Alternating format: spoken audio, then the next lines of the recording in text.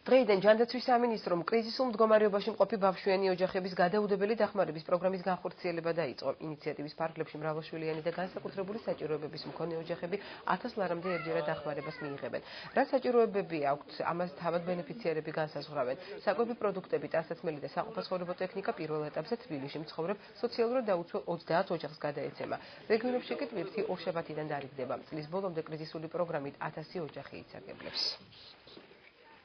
ეს არის პირველი ბენეფიციარი, სადაც მოთხოვნა იყო სარეცხი მანქანა და საწოლები.